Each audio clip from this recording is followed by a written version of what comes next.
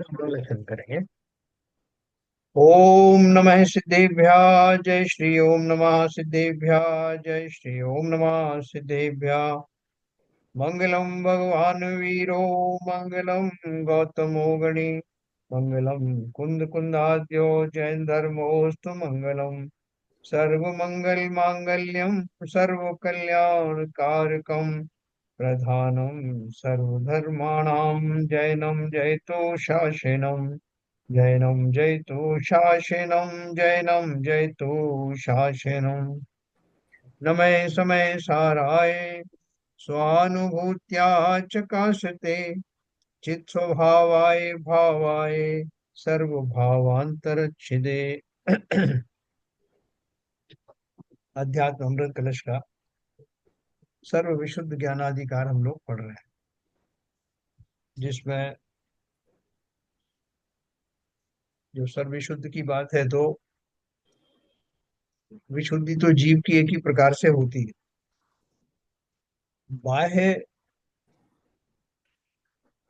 जो आवरण है उनसे निवृत्ति को इतनी तूल देने की जरूरत नहीं, क्योंकि जिनका उसका जो मूल कारण है उसकी निवृत्ति होगी तो बाह्य कारण तो अपने आप मिट जाते।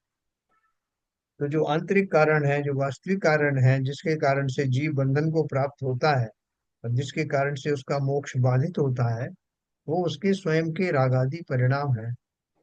और रागादि परिणामों की उपस्थिति हमारे अज्ञान के कारण होती है।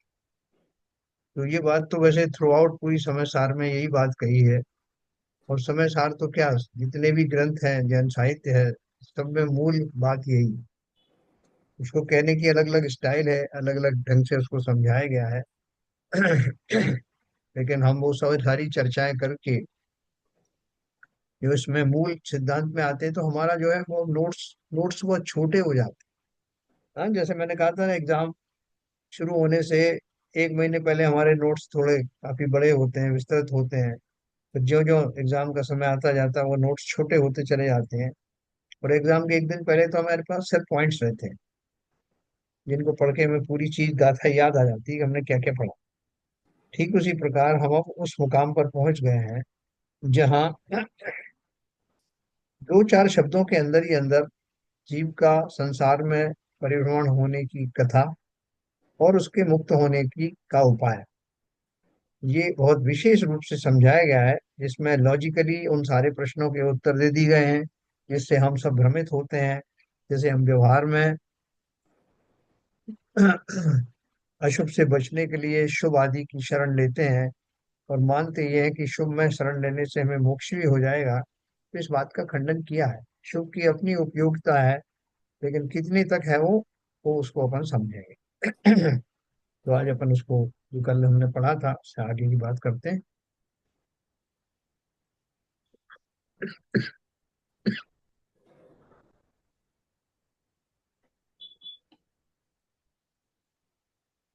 अपन यहाँ गए थे, कल अपन ने एक प्रश्न पढ़ा था, जीव को विकारी भाव बांधे हैं या ज्ञानावरणादि कर्म बांधे। है ना, इसको अपन ने बहुत एनालाइज किया था। तो ज्ञानावरणादि कर्म तो क्या है, तो पौद्गलिक है। तो जैसे मैंने कहा कि बहुत सारे जीव जो हैं वो गाय आदि जो पालतू पशु होते हैं, वो मालिक के घर में जाते हैं और उनको वो बंधन में बांध देते हैं। तो बांधना क्या है, वो उसका एक सहज ही उनको एक आदत सी पड़ जाती है। और वो समझते हैं कि ये तो हमारा एक अलंकार जैसा है, हम कोई बंधे थोड़े हैं। और कुछ जीव जो नए नए होते हैं उनको लगता है कि मुझे बांध दिया गया। तो ठीक उसी प्रकार से बोल रहे हैं कि जो बाह्य बंधन है वास्तव में वो बंधन नहीं करते। अंदर से अगर जीव मान ले कि मैं बंधा हुआ हूँ, तो ही बनता है। उसके भाव वैसे हो जाते हैं कि मैं बंधा।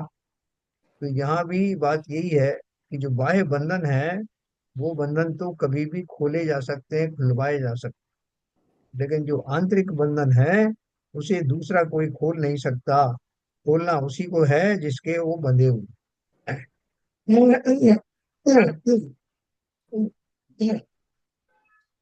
और वो बंधन कौन से हैं, रागादि के बंधन।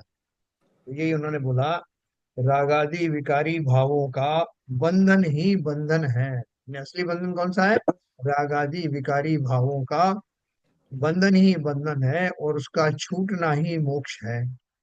रागादि भावों में निमित्त से आने वाली का रागादि भावों के निमित्त से आने वाली कार्माण वर्गणाएं स्वयमेव ज्ञानावरणादि नाना रूप परिणमन कर जाती हैं, त- तथा आत्मा के साथ उनका श्लेषात्मक श्लेषात्मक बंध हो जाता है। मेरे भावों का निमित्त पाया, जैसे मेरे भाव हुए उस जाति के कर्म परमाणुओं की वर्गणाएं आती हैं और आत्मा से श्लेष्म रूप से चिपक जाती हैं।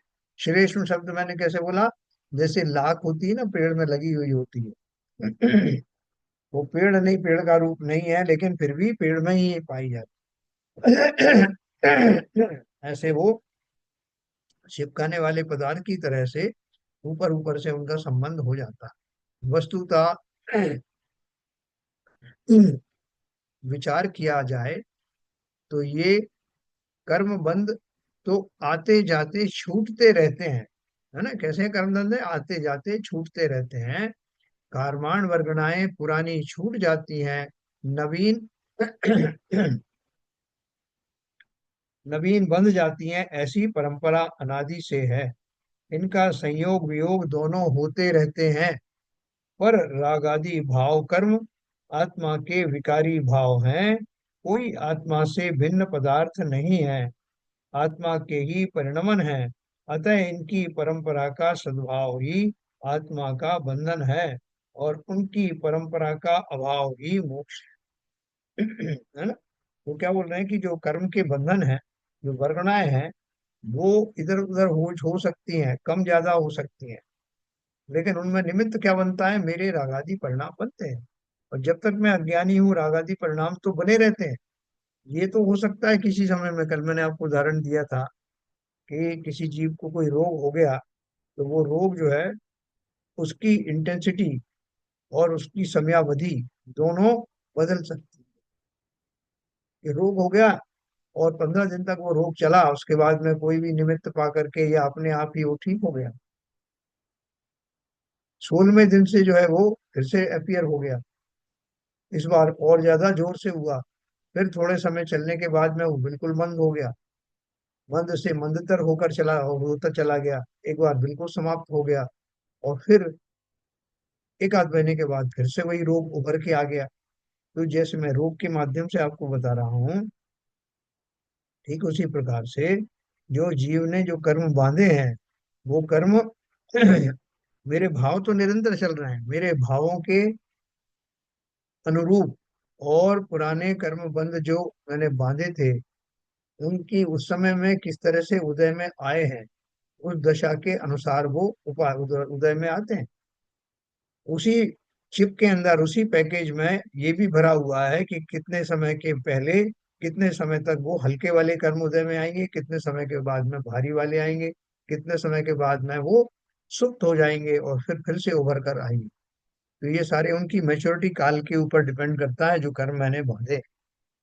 और वो बोलते हैं कि वो कर्मों की इंटेंसिटी तो ऊपर नीचे होगी, लेकिन मेरे जो राग द्वेष हैं, तो भले ही कम ज्यादा होते रहते हों, लेकिन वो तो निरंतर बने रहते हैं अज्ञानियों के। और मूल रूप से वही समस्त उपद्रवों की जड़ है। मुझे अगर मोक्ष चाहिए तो मैं उन कर्मों की तरफ देखूं नहीं कि वो बाय क्या है, मैं तो जड़ की तरफ जाऊंगा ना, ग्रास लेवल पर। और वो जड़ है मेरे अपने विकारी भाव, राग आदि से भरे हुए मेरे भाव। और राग आदि की उत्पत्ति मूल रूप से अज्ञानता के कारण ही हुई। और अज्ञानता कौन सी वाली है? कोई ऐसा नहीं कि आपने सब फिजिक्स केमिस्ट्री नहीं पढ़ी या पढ़ ली तो आप जो है वो ज्ञानी हो गए, की बात नहीं है। जिसे अपना स्वरूप नहीं पता, वही अज्ञानी है। जो अपने स्वरूप को जानता है, भले ही वो निरक्षर हो, वो ज्ञानी है। ये अपन पहले पढ़ चुके हैं। तो बोल रहे हैं कर्मण वर्गणाएं पुरानी छूट जाती हैं, नवीन नवीन बंध जाती हैं। ऐसी परंपरा अनादि से है। इनका संयोग वियोग दोनों होते रहते हैं। आपने देखा बहुत सारे लोगों को, जैसा वो ठीक हो गया था रोग, फिर पता नहीं कैसे आ गया। तो कोई बोलता है वो हेरिडिटी है, कोई फलाना है ढिमका है, लेकिन इसके पीछे कारण क्या है? ये नियम है। इनका संयोग वियोग दोनों होते रहते हैं, पर रागादि भाव कर्म आत्मा के विकारी भाव हैं, कोई आत्मा से भिन्न पदार्थ नहीं है। आपने एक चीज और देखी होगी कि बहुत सारे जीवों की टेंडेंसी होती, किसी को जल्दी जल्दी जुकाम होता, किसी को जल्दी जल्दी जुकाम होता, किसी के हाथ पैरों में तकलीफ रहती है और जगह सब ठीक रहता है। तो ऐसा विशेष रोग विशेष लोगों को क्यों होते हैं?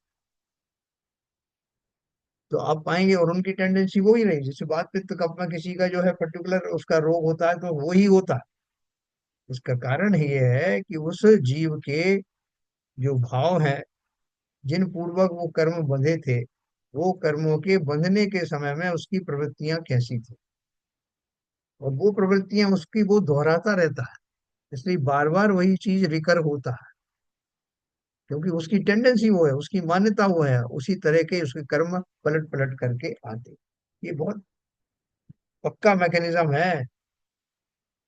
तो इसलिए इसको अब अपना के देखना कि किसी को ऐसे ही क्यों होता है, किसी को एसिडिटी होती है, किसी को ये होता है, तो 8 करोड़ जो कर्मा रोगाणु हैं, उनमें से विशेष प्रकार के रोगाणु उसकी अपनी वृत्तियों और प्रवृत्तियों के कारण वैसे ही कर्म अधिकतर उदय में आते हैं।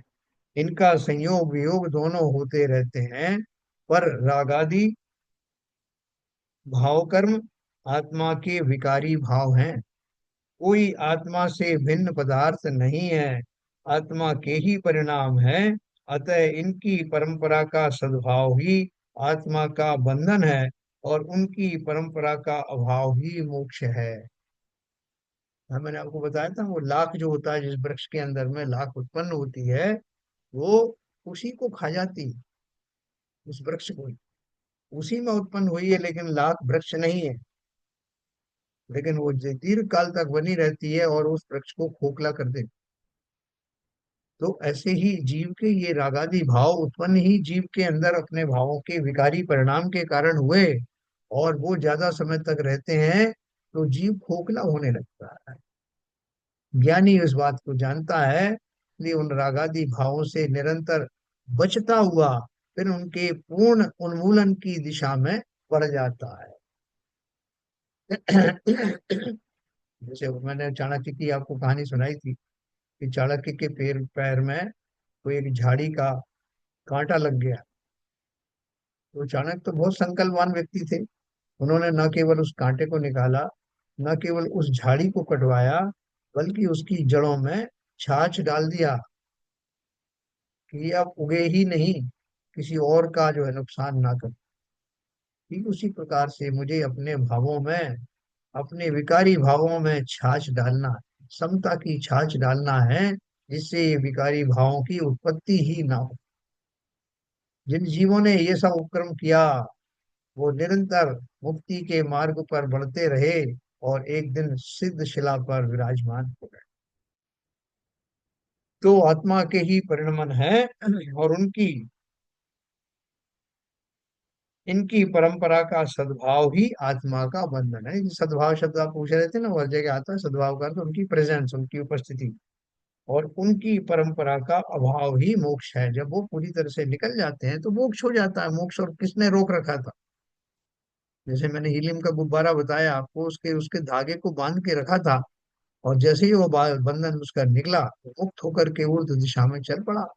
हमारे आपका जो है बहुत सिंपल मैकेनिज्म है कि हमारा जो आत्मा, तो हम सबके पास एक जैसा ही है, कि वो निर्भर, जरा सा भी वो भार अगर रहेगा तो संसार में पड़ा रहेगा, और वो सारा जो माइन्यूट सा भी बंधन है, उसके समाप्त होने के बाद में जीव उन्मुक्त होकर के ऊर्ध्व दिशा में गमन करता है, और सिद्ध शला को प्राप्त करता है।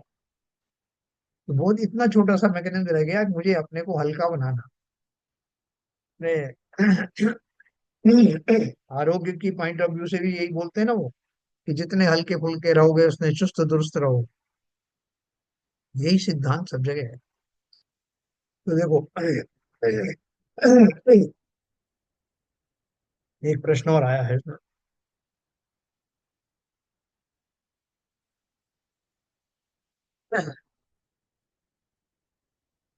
ज्ञानी के क्या विकारी भाव मिट गए हैं, जो वह बंधक नहीं है? वो जो चेला है उसको इस बात से बहुत चिढ़ है कि आप ज्ञानियों की बड़ी तारीफ करते रहते हो और हमारी बुराई करते रहते हो, तो ज्ञानियों में ऐसी क्या बात। तो उसने ही बोला कि ज्ञानी के क्या विकारी भाव मिट गए हैं, जो वह बंधक नहीं है। तो समाधान दिया, जिस ज्ञानी के जितने अंशों में रागादि भाव मिट गए, उतने अंशों में वह अबंधक है। शेष जितने अंश रागादि हैं, उतने अंशों में उसे बंध ही है। तथापि अल्प बंध होने से उसकी विवक्षा न करके उसे अबंधक ही कहा है। पूर्ण वीतरागी ज्ञानी ही पूर्ण अबंधक होता है।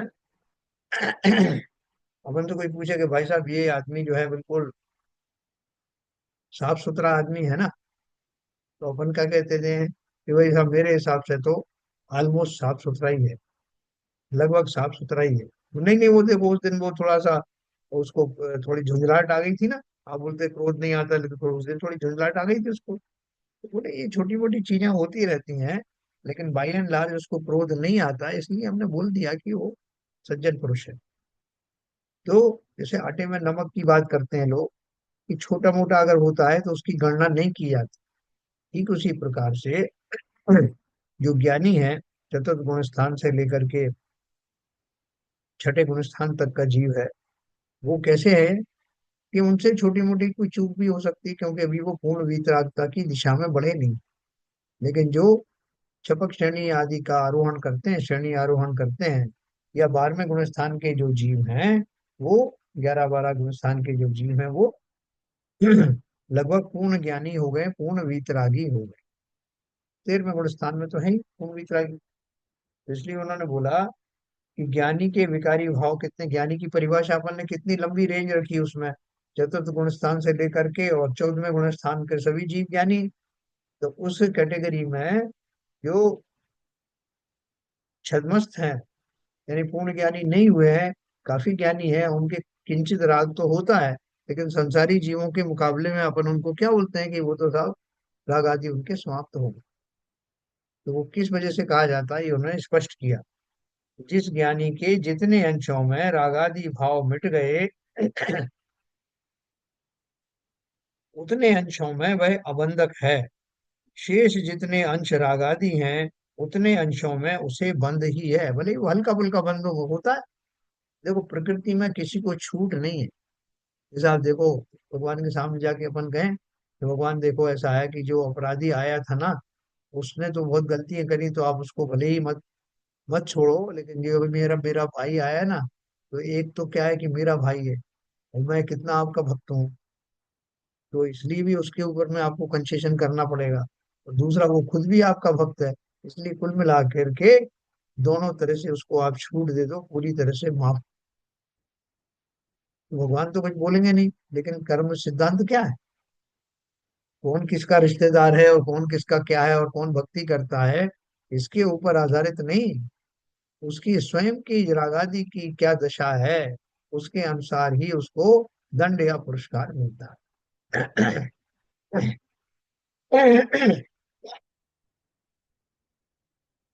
तथापि अल्पबंध होने से उसको उसकी विवक्षा ना करके उसे अबंधक ही कहा है। नहीं, छोटा मोटा क्रोध अगर आ भी गया कभी उसको, तो उसका क्रोधी थोड़ी आप कहना शुरू कर दोगे। फिर साल 2 साल में कभी उसको थोड़ी खींच आ गई तो आप उसका सारा वो जो है क्षमापना भूल जाएंगे, तो उसका है पूर्ण रूप से। फिर प्रश्न है कि रागादि जनक सामग्री देख कर जानकर भी ज्ञानी को राग क्यों नहीं आता, है ना।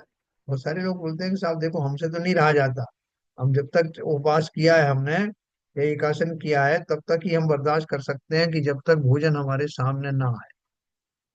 अब आप बोलते हो कि किचन में खड़े हो जाओ और आप जो है उपवास कर लो, तो बोले हमसे नहीं रहा जाता था, वो भोजन की गंध से ही हमारा उपवास टूटने लगता। तो क्या बोला उन्होंने कि उस ज्ञानी को आप इतना ज्यादा महिमा कैसे दे रहे हो, रागादि जनक सामग्री देखकर जानकर भी ज्ञानी को राग क्यों नहीं आता। नहीं, हमें तो आता है, उन्होंने ही बोला। तो क्या सवाल, उन्होंने उत्तर दिया, समाधान, आत्मज्ञान के आत्मज्ञान के सद्भाव में राग आदि आते नहीं, क्योंकि वे अज्ञान भाव हैं। जैसे सूर्य के प्रकाश में अंधकार नहीं रहता, दोनों का विरोध है, इसी प्रकार ज्ञान और अज्ञान भाव का विरोध है, दोनों एक साथ नहीं रहते, अतः उसे राग आदि नहीं आता। वैसे भी अपन संकल्पवान अगर हैं, जिन्होंने रात्रि भोजन पहले जो ग्रहण करते थे, और अब जिन्होंने प्रतिज्ञाएं ले ली, अब वो उसमें रात्रि भोज चल रहा है। शादी में तो गए मजबूरी में, कि रिश्तेदार की शादी है, और वहाँ पूरा बुफे सिस्टम घूम के आ गए, लेकिन एक जरा भी भाव भी नहीं हुआ कि देखें तो क्या बना है। तो क्यों नहीं है? क्योंकि राग छूट गया उन वस्तुओं से। और राग छूटा है क्या? बोले वस्तुओं से भले ही ना छूटा हो, लेकिन उस समय में पाई जाने वाली वस्तुओं से उसका मोह भंग है, उसकी तरफ देखता भी नहीं, उसका मन ही नहीं होता। तो ठीक उसी प्रकार से ये जो उन्होंने पूछा कि ज्ञानी को राग क्यों नहीं आता, तो ज्ञानी को राग की वो सामग्री जो है वो उस राग जैसी दिखाई नहीं देती, उसको लगता ही नहीं है कि राग करने योग्य है। फिर प्रश्न है 329 में। प्रश्न है, कोई अनुभूत दृष्टांत बताइए जब ज्ञानी जानकर भी राग नहीं करता हो। देखो, बहुत अच्छे उदाहरण दिए उन्होंने। समाधान है, ये थोड़ा सा इसका हल्का टाइप है जरा, तो इसलिए मैं पढ़ रहा हूँ किताब में से। जैसे माता को स्त्री जाति मानकर भी पुत्र को उसके साथ काम भोग का राग नहीं आता, माता को भी युवा पुत्र को सामने देखकर भी भोग का राग नहीं आता, क्योंकि उनकी दृष्टि में वह हेय है। पहला एग्जाम्पल दिया। दूसरा क्या है? त्यागी को अभक्ष्य पदार्थ देखकर त्यागी को अभक्ष्य पदार्थ देखकर भी उसे ग्रहण का राग नहीं आता, क्योंकि वह उसे हेय मानता है ना। वो त्यागी है, और सब, हाँ, आजकल मंदिरों में सब जगह वो हाँ, भोजन आदि का जो इंतजाम होता है, अल्पाहार का इंतजाम होता है, और उसमें सब लोग लग जाते हैं उसमें। क्या पूजा वाले, क्या नान पूजा वाले, सारे लगे हुए हैं। तो प्रमादवश वो ये भी देखना पसंद नहीं करते कि उसे कौन बना रहा है, कैसे बर्तन है, कहाँ से आए हैं, बनाने वाले कौन, परोसने वाले कौन। हाँ, भले ही वो परोसने वाले या बनाने वाले वैसे लोग हों जो शौच के बाद हाथ भी नहीं धोते, लेकिन साहब हमारे प्रांगण में बनाया, साहब हमने जो बोल दिया, उसको छन्ना दे दिया है, पानी छान के बनाता है वो। क्योंकि हम सबकी दौलत तो बहुत है, प्रमाद भी है कि घर पे कौन बनाएगा, यहाँ बना बनाया मिल रहा है, बढ़िया चीजें मिल रही हैं। लेकिन वहीं कोई त्यागी वृत्ति होगा तो वो झांकेगा भी नहीं। और वो त्यागी वृत्तियों का चौका होता है, उसमें वो लोग जाते नहीं, कि भैया साहब वहां पे जो है वो उतना मजा नहीं आएगा, क्योंकि बहुत सारी वस्तुएं वहां नहीं बनी होंगी, और वो गंदगी की हमें आदत है, उसमें कुछ मिलावट जो है, अब उसकी आदी हो। तो वो बोल रहे हैं कि उदाहरण दे रहे हैं कि त्यागी को उन वस्तुओं के प्रति आकर्षण समाप्त हो गया, इसलिए उनको उनको मेनू भी बता दोगे, साहब आपकी चौके में तो इतनी बना है, वहां तो ये बना है, तब भी वो उसको बिना किसी रुचि के वो अपने सादा भोजन को ही स्वीकार करे। तो यहाँ उन्होंने बोला, त्यागी को अभक्ष्य पदार्थ देखकर भी, बोले अभक्ष्य क्या ऐसा उसमें, इतनी बढ़िया जलेबी बनी है, इतने बढ़िया गुलाब जामुन बने हैं, और पूरी निकल रही है, इसमें अभक्ष्य क्या है? खाने वाली चीजें ही है ना। अभक्ष्य का अर्थ ये नहीं है कोई जहर थोड़ी खाएगा। अभक्ष्य का अर्थ है कि उनमें अपेक्षित शुद्धि का ध्यान रखा गया है, कि न केवल मटेरियल में बल्कि बनाने वालों के अंदर भी, यहाँ तक कि बनाने वालों के जो शारीरिक स्वच्छता की बात छोड़ दीजिए, उनकी जो मानसिकता है, उनके जो भाव हैं, जिन भावों को वो लेकर के बने रहते हैं, वो सारे भाव उस भोजन सामग्री के माध्यम से खाने वालों के उदर में ट्रांसफर हो। आप कहोगे साहब ये सब चीजें आजकल नहीं है प्रैक्टिकल, तो होटल में भी जाते हैं और वहाँ मंदिर में बनता है तो बड़े खुशी से खाते हैं, साहब ये होटल थोड़ी।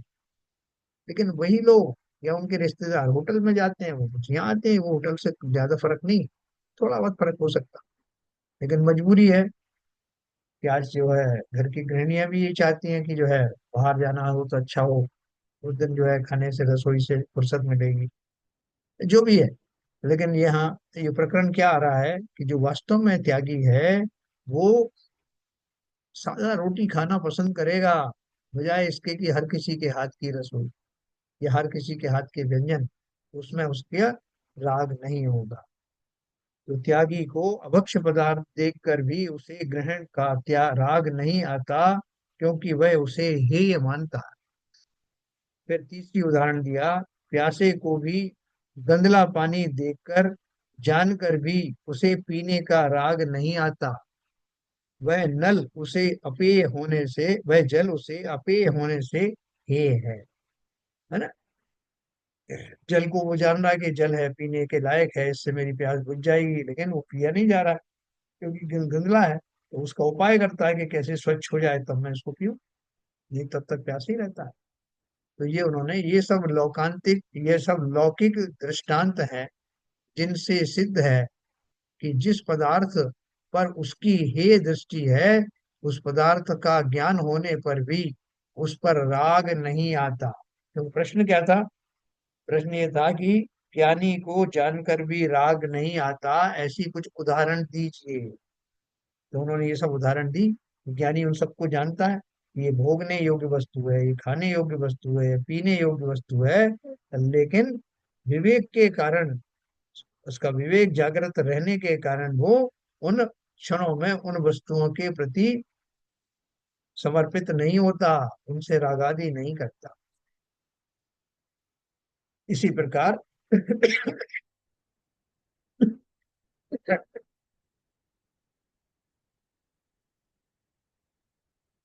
ज्ञानी को ज्ञान मात्र आत्मा ही उपादेय है, अन्य सब हे है।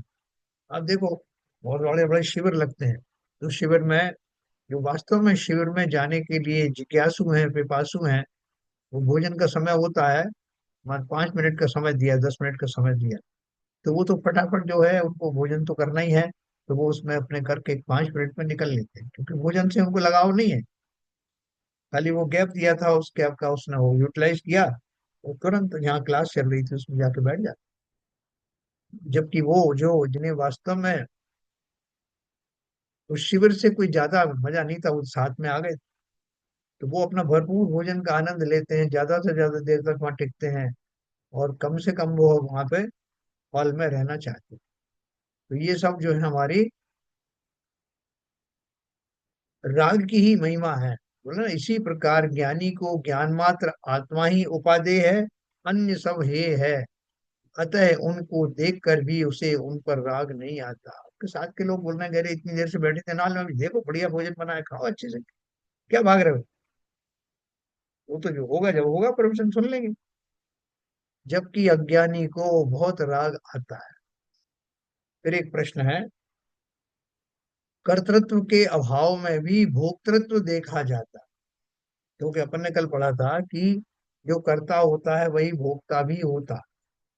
तो वो बोल रहे हैं कि प्रश्न उन्होंने कहा कि आपने बोला कि दोनों चीजें इंटरलिंक हैं, लेकिन हमने तो ऐसा देखा कि कर्तृत्व का तो अभाव है, लेकिन भोक्तृत्व देखा जाता।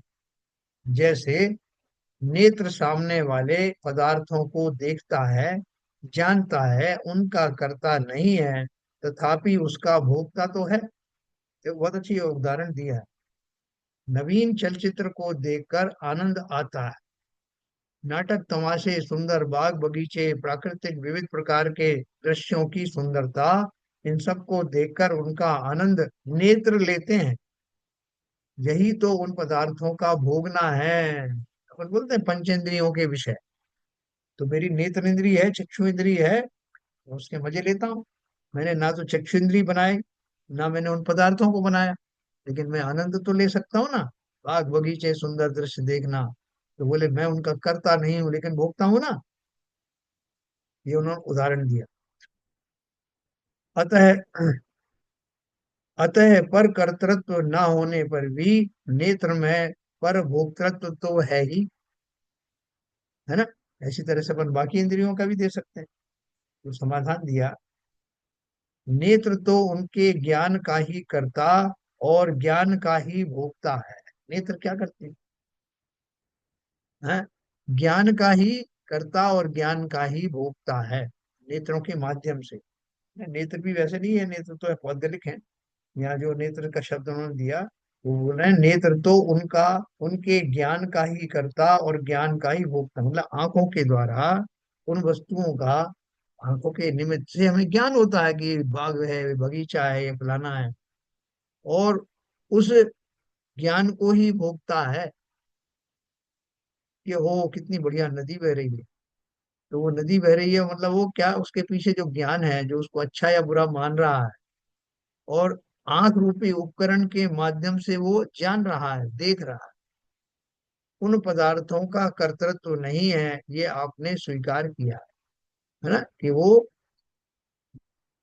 आंखों को ना तो उस व्यक्ति ने बनाया है, ना ही आंखों से दिखाई देने वाले पदार्थ को उसने बनाया है। अब यह भी स्वीकार करने योग्य है कि वह उन पदार्थों का भोक्ता भी नहीं है, मात्र ज्ञाता। ऐसे कैसे हो सकता है? जब भोग रहा है, आनंदित हो रहा है, तो भोक्ता है ना, करता नहीं है। तो उन्होंने बोला कि कर्ता भी नहीं है, भोक्ता भी नहीं है, क्योंकि भोगने का जो भाव है वो ज्ञान में होता है, वस्तुओं में नहीं होता। मुर्दे की आंखें खुली रखो, वो क्या देखेगा? एक बालक को जो आंखें खुली रखो, वो उन मन भावों को समझेंगे नहीं कि ये नदी है, ये बगीचा है, इसमें ये मुझे सुंदर है या असुंदर है, नहीं। आंखें हैं ना उसकी। तो कौन सी चीज है जिसके कारण वो उसको सुंदर असुंदर का भाव लेकर के और सुखी दुखी होता है? उसका कारण क्या है, ये बात कर रहे हैं। अब यह भी स्वीकार करने योग्य है कि वह उन पदार्थों का भोक्ता भी नहीं है, मात्र ज्ञाता। प्रश्न दिया कि यह स्वीकार करने योग्य नहीं है। चलो, कोई बात बिल्कुल पसंद नहीं आई। हम सभी पंचेंद्रियों के द्वारा जिन जिन विषयों की उपलब्धि करते हैं, उन सभी के कर्ता ना होकर भी भोगता तो है। उसने अपना प्रश्न दोहराया। वो बोल रहे हैं, हम सभी पंचेंद्रियों के द्वारा जिन जिन विषयों की उपलब्धि करते हैं, उन सभी के कर्ता ना होकर भी भोगता ये है ही। कौन से विषय है? कि आपके फूल सूंघ रहे हैं, तो मेरी जो घ्राण इंद्री है, उसका भोग मैं भोग रहा हूँ। मैंने ना तो फूल बनाए हैं, मैंने ना नासिका बनाई है, लेकिन दोनों वस्तुओं का मैं ज्ञानी उनका वेदन कर रहा हूँ, भोग कर रहा हूँ। तो कर्तृत्व नहीं होते हुए भी भोक्तृत्व तो है ना। दूसरा, जिन जिन विषयों की उपलब्धि करते हैं, उन सभी के कर्ता न होकर भी भोक्ता है ही। यदि भोक्ता न होते तो आचार्य चरणान योग ग्रंथों में पंचेंद्रियों के विषयों का त्याग क्यों कराते हैं? अगर मैं नहीं भोग रहा हूँ, तो फिर क्यों क्यों मुझे उपदेश दे रहे हैं कि पंचेंद्रिय के विषयों को छोड़ो साहब, उनका भोग छोड़ो? क्योंकि मैं भोग रहा था ना, इसलिए तो आपने रुकवाया। जब जीव ज्ञाता मात्र है और ज्ञान से बंध नहीं होता, तब तो सभी जीव पंचेंद्रियों के विषयों के अभोक्ता ही ठहरे। देखो, लॉजिक पूरा देना चाहिए, पूरा लॉजिक दिया। क्या बोल रहे हैं? कि आपने बोला कि जीव ज्ञाता मात्र है और ज्ञान से बंध होता नहीं, तो जितने भी जीव हैं, पंचेंद्रियों के विषयों को भोगते हुए भी भोगता नहीं है, है ना। वे उनको इंद्रियों से जानते ही तो हैं।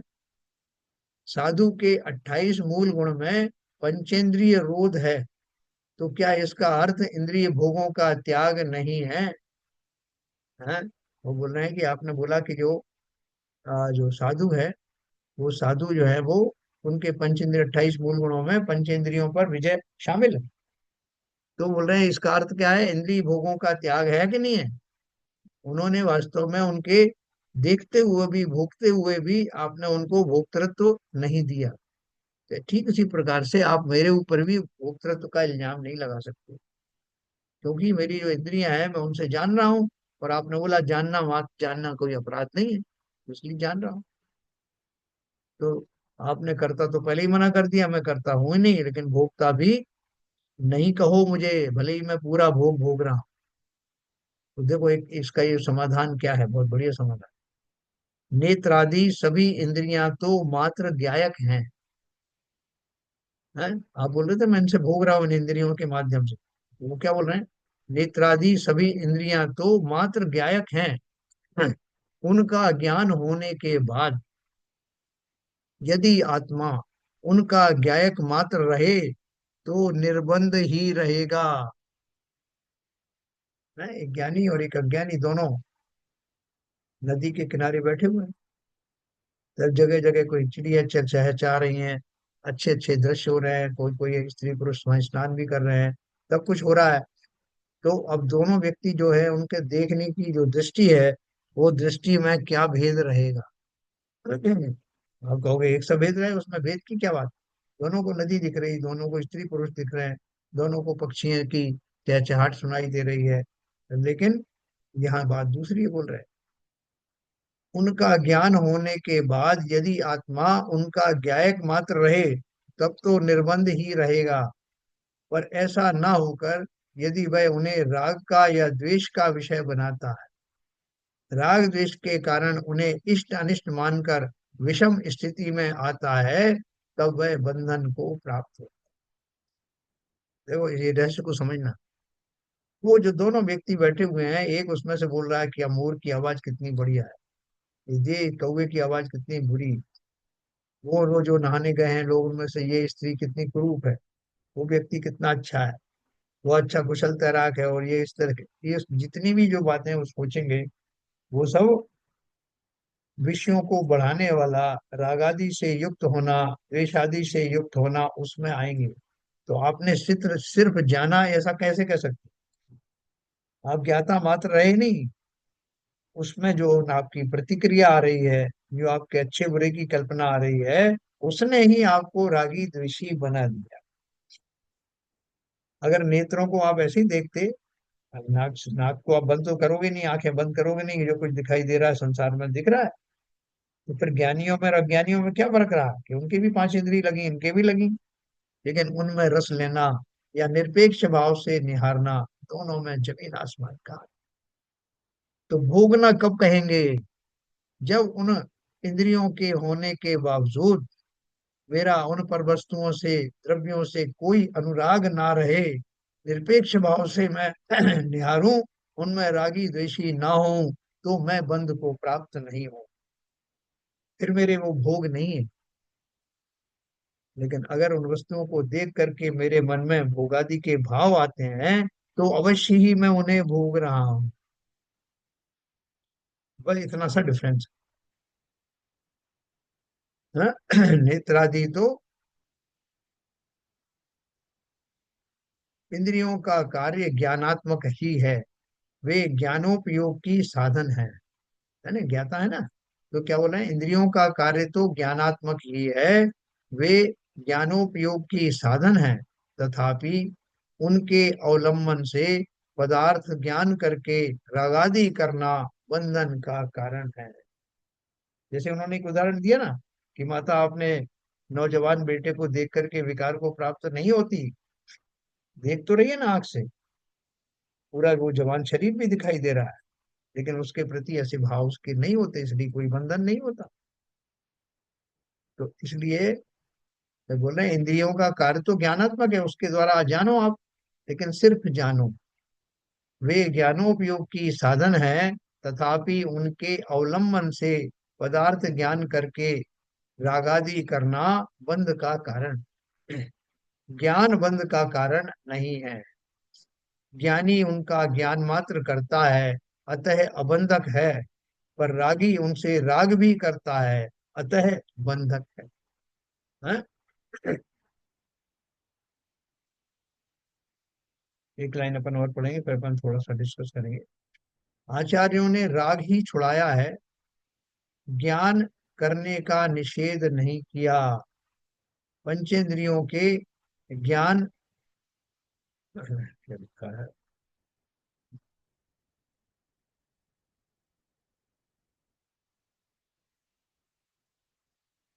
तीसाचार्यों ने राग ही छुड़ाया है, ज्ञान करने का निषेध नहीं किया। पंचेंद्रियों के जाने हुए विषयों पदार्थों में राग का त्याग करना पंचेंद्रिय रोध है।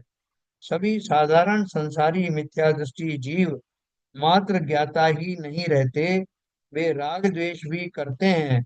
अतः राग आदि के कारण बंधक होते हैं, ज्ञान के कारण बंधक नहीं होते। चरणान योग अध्यात्म दृष्टि का ही पोषक है। देखो, मैं आपसे एक प्रश्न पूछता हूँ कि अगर हम ये प्रॉमिस करके जाएं, बच्चा है, बच्चे को माता पिता बोल रहे हैं बेटा सिनेमा देखने मत जाना। पहले सिनेमा देखना बहुत बहुत बुरा समझा जाता था। तो नहीं, सिनेमा मत देखने जाना, हाँ वहाँ नाटक हो रहा है रंगमंच पे, वो जो नौटंकी वगैरह होती है वो तो देखा।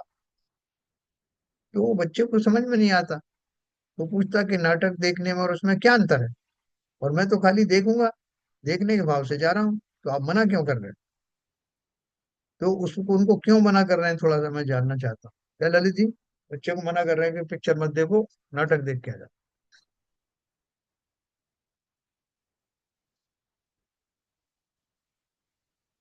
दोनों में अपना प्रयोग तो वही आंखों का और उसका ही करेगा ना वो। तो एक में जाने के लिए अलाउ कर रहे हैं, एक में नहीं कर रहे हैं। नहीं सर, दोनों के लिए मना करेगा। नौटंकी के पिक्चर दोनों के लिए मना करेगा सिर्फ। नहीं, वो क्या, उस जमाने में जब जो नौटंकियों को इतना बुरा नहीं माना जाता था, कुछ राजा हरिश्चंद्र का ये नाटक हो रहा है, या कोई इस तरह के जो धार्मिक नाटक वगैरह ऐतिहासिक वगैरह होते थे, तो वो देखने के लिए मेरा वो कर देते थे। लेकिन पिक्चर को उस टाइम में बहुत बुरा समझा जाता था। तो वो उसको दोनों के लिए अलाउ कर रहे हैं, तो आप क्या, आपको क्या खतरा है वहां जाने से? एक्चुअली मतलब अगर गृहस्थ के परिप्रेक्ष्य में देखें जी। तो अब जो उसके माता पिता के जो संस्कार हैं वो वो चाहते हैं कि बच्चे में भी वही संस्कार रहे, बिगड़े नहीं। और पिक्चर में जो संस्कार दिखाए जाएंगे वो अलग टाइप के रहते हैं। बराबर। उसमें लव स्टोरी रहती है या खलनायक होगा उसको ग्लोरीफाई किया जाता है कुछ समय के लिए, हालांकि बाद में उसको सजा देते हैं। लेकिन काफी 2 घंटे पिक्चर, 1.5 घंटे तक तो उसका महिमा मंडन रहता है, उसका बड़ा आ, शानो शौकत रहते हैं। तो मतलब गृहस्थ के रूप में तो शायद ये लगता है, बाकी अगर स्वाध्याय के रूप में देखें मैं अभी स्वाध्याय तो की बात नहीं कर रहे हैं, मैं खाली ये आपकी सिंपली जानना चाहता हूँ कि किस भय से वो माता पिता उस बच्चे को पिक्चर वगैरह में जाने से मना करते हैं, जबकि देखना उसको हाँ, वहां भी है मेरा और यहाँ भी समझ है देखना। कि संस्कार के बारे में शायद वो हैं चिंतित, कि हाँ। उनमें उनके जो संस्कार हैं वो पिक्चर अलग संस्कृति की है हाँ। और इसके संस्कार बिगड़ेंगे। हाँ। बोलिए भाई, सिविजन साहब बोलिए।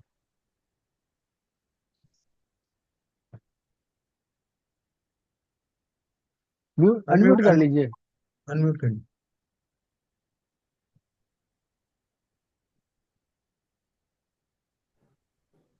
ऐसा है कि बच्चे जब छोटे होते हैं, टेंडर एज में होते हैं, और उस समय उनके जैसे भाव होते हैं उसी तरह से उनकी प्रवृत्ति बनती चली जाती है।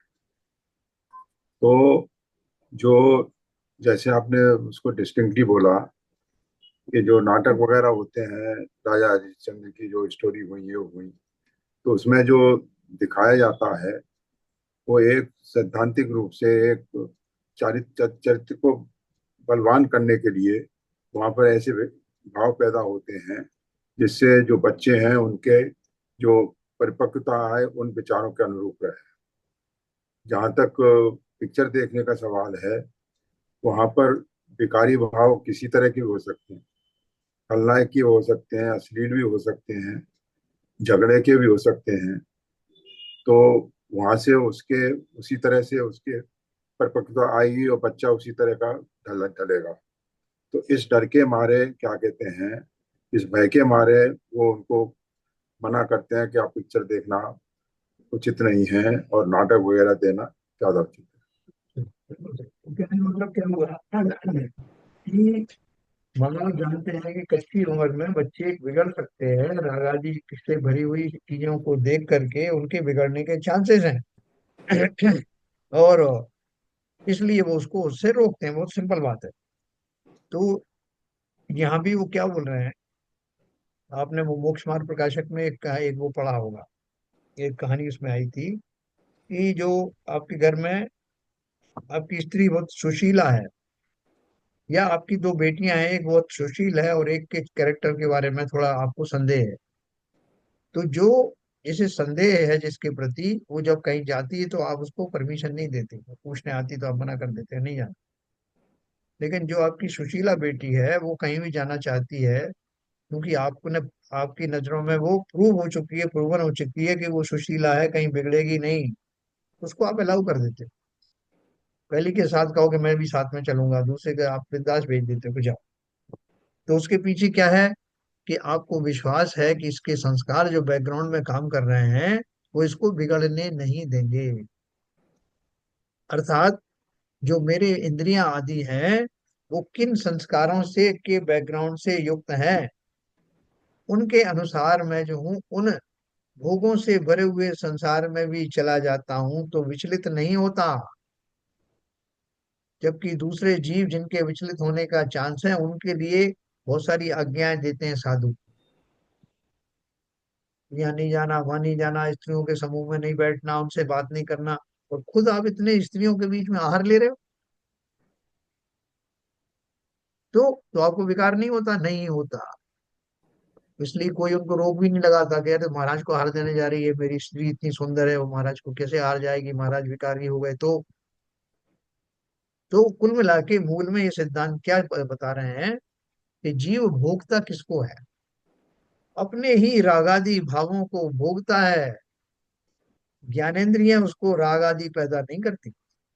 ज्ञान तो सिंपल ज्ञान है, लेकिन मेरा बैकग्राउंड क्या है, उन वस्तुओं को किस ढंग से मैं ट्रीट करता हूँ, ये मेरा जो अज्ञान है, मेरा उन वस्तुओं के प्रति राग है, वही वास्तव में बंधन का कारण बनता है। लेकिन उसमें एक अगली और चीज और है, वो पढ़ के अपन बंद करेंगे। तो क्या आया?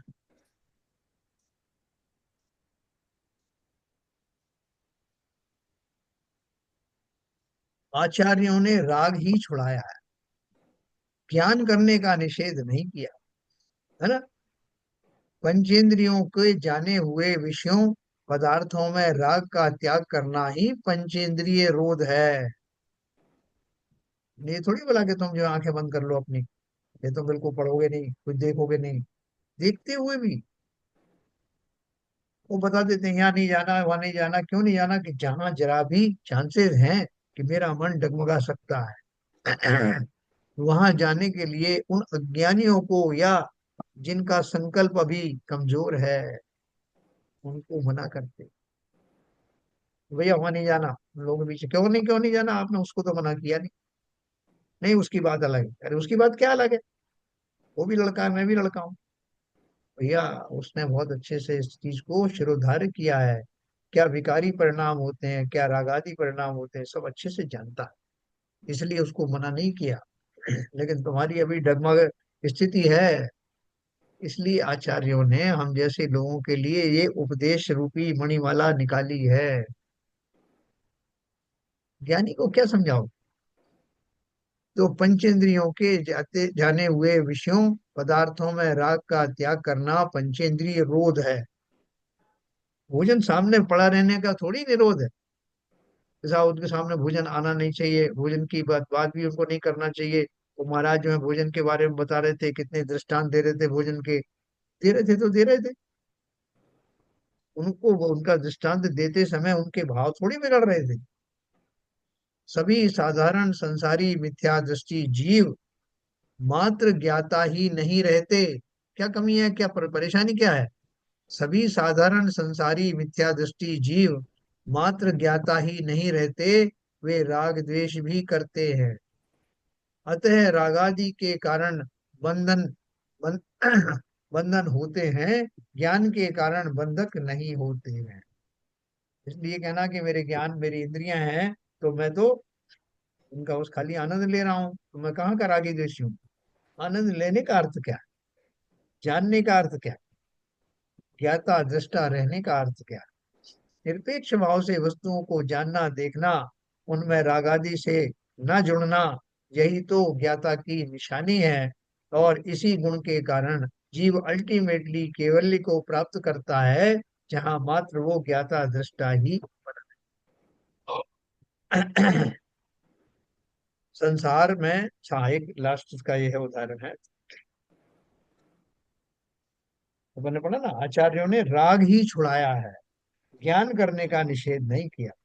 साधु भी संसार के संपूर्ण दृश्य देखते हैं, गीत और गालियां दोनों सुनते हैं, स्वादिष्ट और कड़वे दोनों आहार करते हैं, सुगंधित पुष्प तथा मल मूत्रादि की दुर्गंध दोनों सामने आने पर उनका ज्ञान करते हैं, कठोर और नरम भूमि का स्पर्श भेद भी जानते हैं। उनकी इंद्रियां इन सब का ज्ञान करती हैं, पर इनमें साधु समत्व का बोध रखता है, भेद नहीं करता। अतः रागादि का अभाव होने से साधु इनके भोक्ता नहीं, मात्र ज्ञाता है। हैं? साधु के कमरे में भी पंखा कोई रख के चले गए, और पंखा चला के महाराज ध्यान में बैठे हुए थे, और आकर के वहां बाहर शोर मचा दिया कि देखो आज का समझवान। महाराज भी जो है वो पंखे का इस्तेमाल कर रहे हैं, एसी में बैठे हुए। तो मालूम पड़ा जहाँ महाराज को ठहराया था, वहां कोई व्यक्ति ने दयावश करुणा करके वहां लगा के चला गया पंखा, की बहुत गर्मी है, एसी भी लगा गया। और महाराज अपने सामायिक में बैठे।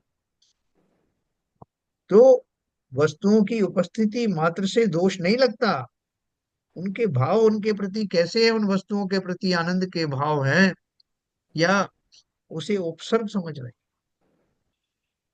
ज्ञानी संसार के समस्त पदार्थों में, कहते हैं ना, कीचड़ में कमल की भांति रहते हैं। संसार रूपी भोग सामग्री के बीच में संयम रूपी पंखुड़ियों के सहारे उस कीचड़ से अछूते बने रहते हैं।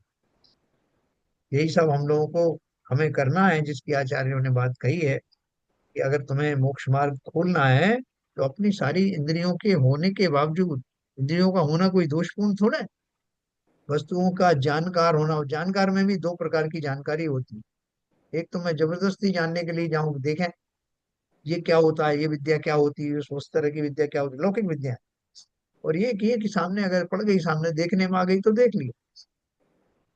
देखने की उत्कंठा नहीं होना, क्योंकि वो सब राग हैं। तो संसार में हमें अपने भावों को टटोलना है कि कितना मैं संसार से निरपेक्ष होता जा रहा हूँ, संसार की दशाओं से मैं कितना जुड़ा हुआ हूँ। तो साहब ये भी जानना चाहता हूँ, वो भी जानना चाहता हूँ। उन सब भावों से परे होकर निज को ही तो जानूं। मैं तो स्वयं ही वॉल्यूम्स में पढ़ने योग्य, जानने योग्य हूँ। मेरा स्वयं का स्वभाव इतना सीमाहीन है कि सर्वार्थ सिद्धि के अहमेंद्र 33 सागर की आयु तक जिस आत्मा की चर्चा करते नहीं अघाते, सोचो वो कितना व्यापक विषय है, उसका करो। वो कभी समाप्त नहीं होता, और जिसकी चर्चा से राग नहीं होता। इसलिए निरंतर आगे बढ़ने के लिए आज हमने जो पढ़ा है, कि ये हमारा जो ज्ञान है, वस्तुओं को जानना, ज्ञाता भाव से जानना, रागादि भाव से नहीं जानना, यही संकल्प हमें दिन रात दोहरा। चलिए समय हो गया, जिनवाणी स्तुति करेंगे ललित जी।